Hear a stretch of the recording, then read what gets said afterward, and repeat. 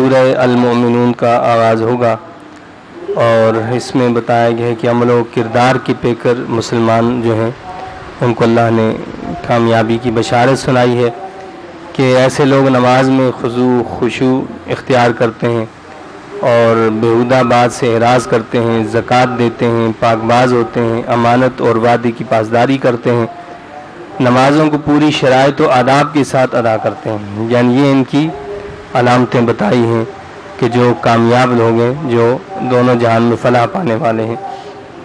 اللہ کی قدرت کا بیان ہے کہ آسمانوں کو بنانے والا، پانی برسانے والا، کھجور، انگور اور دیگر میوے پیدا کرنے والا جو ہے وہ اللہ ہے۔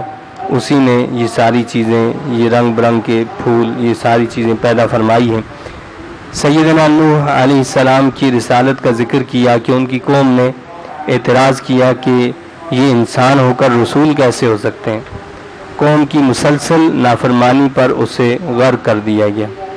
یعنی وہ یہ کہتے تھے، اعتراض اٹھاتے تھے کہ جی اگر نبی آپ کو بنایا ہوتا تو کسی فرشتے کو بنایا ہوتا، یہ ایک انسان کو کیسے جو ہے نبی بنا دیا گیا۔ تو اللہ نے یہی واضح کیا ہے کہ اگر فرشتے جو ہیں وہ یہاں رہ رہے ہوتے تو فرشتوں میں سے کسی کو نبی بنایا جاتا، تو ظاہر ہے کہ یہاں انسان ہے تو اللہ نے انسانوں کو ہی نبی بنا کر بھیجا ہے۔ بعد میں آنے والی قوموں نے بھی رسولوں پر یہی اعتراضات کیے کہ یہ انسان ہیں، ہماری طرح کھاتے پیتے ہیں اور دوسروں کو جھٹلاتے رہے۔ پھر سیدنا موسیٰ علیہ السلام اور ہارون علیہ السلام تشریف لائے تو فرعون اور اس کے سرداروں نے بھی ان کے ساتھ تکبر کیا۔ حضرت سیدنا عیسیٰ علیہ السلام کو بھی ایک نشانی بنا کر بھیجا گیا۔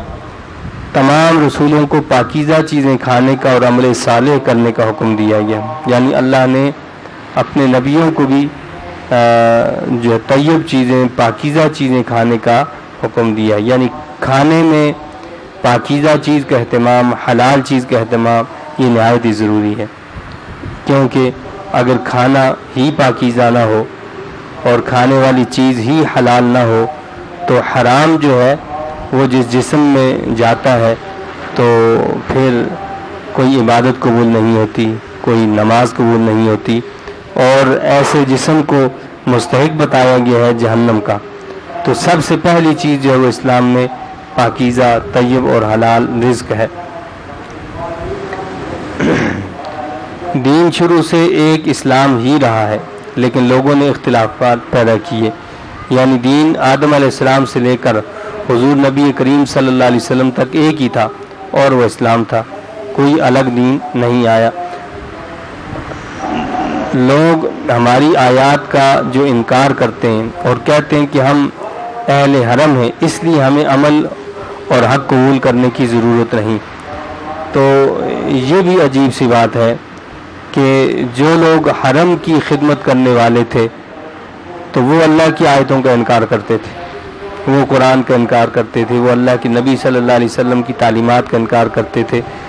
کیوں انکار کرتے تھے کہ جی ہم تو اس گھر کے متولی ہیں، ہم اس گھر کی خدمت کرنے والے لوگ ہیں، ہم یہاں حاجیوں کو پانی پلاتے ہیں، ہم حاجیوں کو یہاں دودھ پلاتے ہیں، ہم ان کی خوب خدمت کرتے ہیں، لہٰذا ہمیں ضرورت نہیں ہے کہ ہم کسی حق کو قبول کریں یا ہم کوئی عمل اور اس کے علاوہ کوئی اچھا کریں۔ مطلب یہ ہے کہ ہمارا یہ جو عمل ہے یہ کافی ہے۔ تو ایسے نہیں ہوتا۔ سب سے بنیادی تو عمل میں چیز یہی ہے کہ انسان کا ایمان لانا۔ یہ ایمان لانا ایسے ہے کہ جیسے بیج بو دینا، کہ جب بیج زمین میں بویا جائے گا تو وہی اپنا پھل لائے گا، اور اگر بیج ہی زمین میں نہ ہو تو اوپر رکھ کر آپ اس کو کتنا بھی پانی دیتے رہیں اس سے کچھ اگ نہیں سکتا۔